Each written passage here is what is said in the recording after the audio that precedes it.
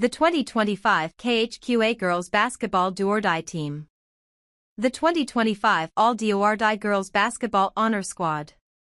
Greetings, true believers, and thank you so much for such a wonderful winter worth of basketball fun. This is year number 30, believe it or not, of our celebration of all things girls hoops and hoopers here in the Tri-States, and I argue that any year that ends in a state trophy hoist of any kind is a pretty good one. Quincy Notre Dame was our headliner with its return to the Final Four, but the Lady Raiders were far from our only source of pride. Northeast Missouri, and in particular the Clarence Cannon Conference, gave us year-long intrigue with its collection of state-ranked powers: Highland, Centralia, South Shelby, Palmyra. If not for incredibly difficult draws in the postseason, I think we could have very easily seen Centralia return to the state stage. Or that upstart young Clopton squad push its way into the mix. A tremendous Keokuk squad caught no breaks up north in the Iowa playoff bracket, but was certainly good enough to be there. The same, I think, can be said of Central Southeastern and that unfortunate Nashville stumbling block that denied two incredible Lady Panther squads from making their way to state the last 2 years. How weird is it going to be next year not seeing Matt Long on a basketball bench? On the plus side as well, I think we are starting to see the infusion of some wonderful new basketball blood in West Central Illinois that is going to elevate powers both familiar and new moving forward. But on that note, I can't really do any of this honestly in 2025 without reflecting on how in one painfully specific way this was also my least favorite season of girls coverage ever. If you love the sport and if you love what it does for our kids here in the Tri-States, the winter season feels like a playground.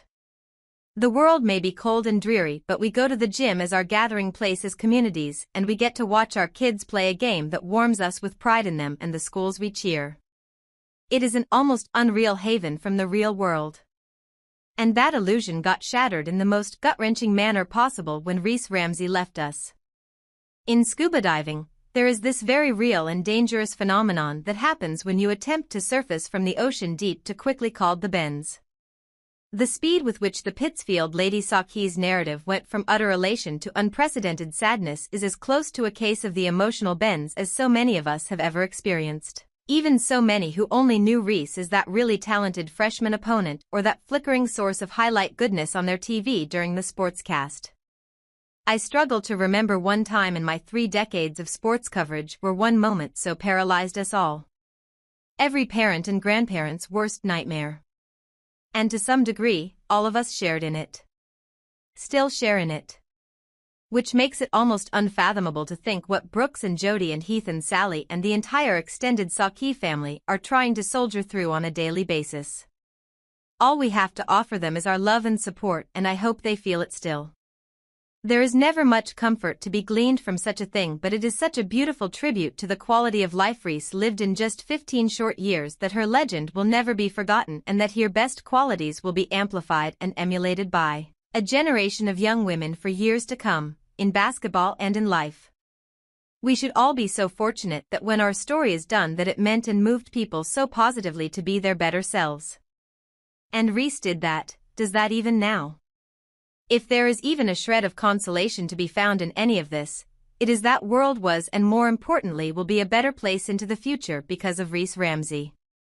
And I can't wait to see what some of these young women, empowered by her example and driven even through sadness in her wake, strive to become.